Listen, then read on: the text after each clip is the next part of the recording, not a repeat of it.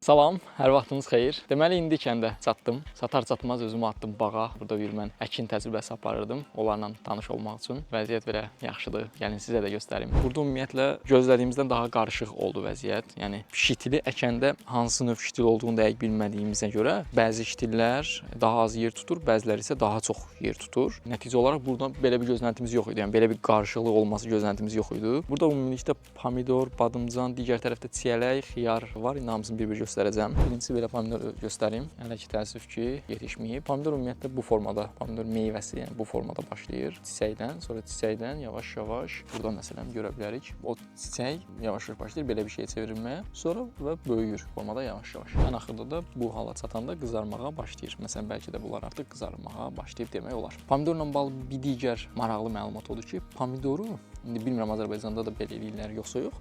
Ümumiyyətlə suarmırlar. Yəni mən xaricdəki təcrübədən bilirəm ki, pomidor bir müddətdən sonra artıq suarmırlar. Ona görə suarmırlar ki, pomidorun dadına çox müsbət təsir edir onun suarılmaması. Çünki kök daha dərinlərə gedir və qida mənbəsini daha dərinlərdən alır və bir növ bu da pomidorun dadlı olması ilə nəticələnir. Burada bibər də var bu arada. Bibərin də yarpaqları belə olur. Burada gördüyünüz kimi bu formada bibərləri var və burada fərqli sort bibərlər var. Yəni bir sort deyil, bəzi rəngli bibərlər də var formada. Bəli, bunlar da bibər. İndi keçək xiyara baxaq. Xiyarın da yarpaqları bu formada olur. Gəlin xiyara baxaq. Bu da xiyar bu formada.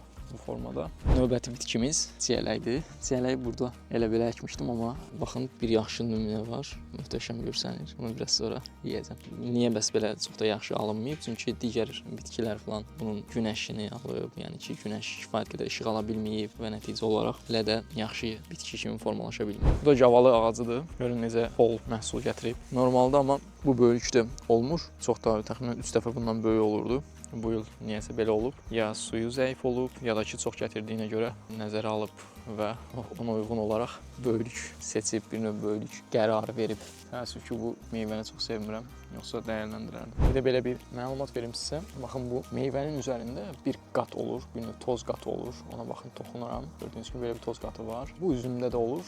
Mən o vaxtı Türkiyədə təcrübə proqramı keçəndə üzüm sahəsində bizə tapşırırlar ki, elə formada dərək ki, bunu toza əlimizdən toxunmayaq, bir növ tozu itirməyək. Çünki bu toz gedəndə üzüm daha tez xarab olur. Yəqin ki, bunun üçün də eynidir. Amma bu toz üstündə qalanda uzun müddət bu formada zərər görmədən qala bilir. Bütün meyvələrin üzərində demək olar ki, bu formada toz qatı var. Toxunduqlarımı da indi dərim, öz qaydama özüm əməl edib dərim və yeyim.